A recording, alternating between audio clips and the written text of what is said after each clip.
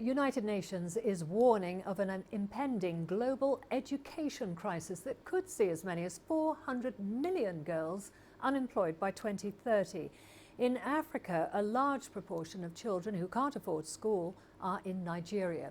CGTN's Kelechi Emekalam takes a closer look at why millions of young Nigerians are unable to attend school. Goodness Samuel spends the day at home.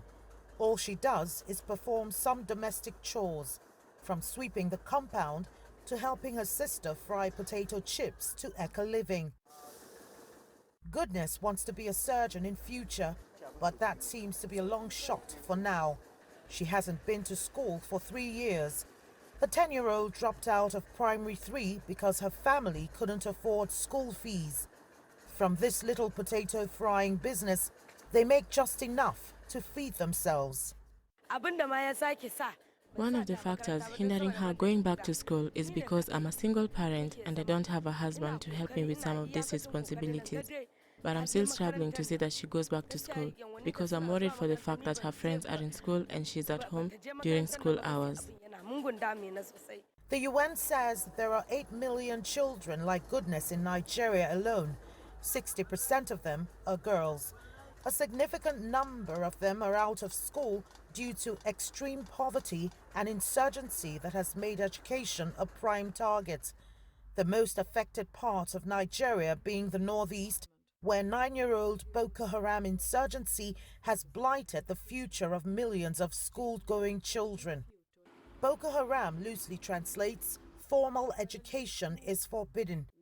The insurgents shut down more than half of schools in the northeast, murdered more than 1,000 teachers, and forced children into camps where they struggle to access quality education. And the few lucky ones learn under constant fear of Boko Haram attacks.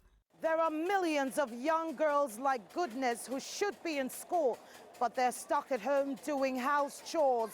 A huge lot end up being married off in their teenage years, and that compounds the problem here in Nigeria, where an estimated 8 million school-age children either can't afford school or do not have access to any. Education gets a tiny fraction of the budget allocation in Nigeria. President Buhari's administration has persistently allocated an average 7% of the total budget to fund education.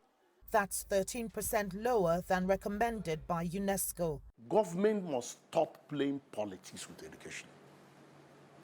Government must learn how to prioritize our either the selection of the priorities and make education to become sincere and very honest with education.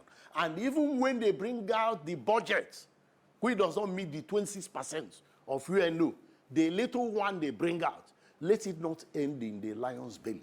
Let it be utilized religiously for what it is meant for. Nigeria has been implementing a plan to achieve universal access to basic education since 1999 with little success. Almost 2 decades on, access to school is still a dream to millions of children in the country. Kelechi Emekalam, CGTN Abuja, Nigeria.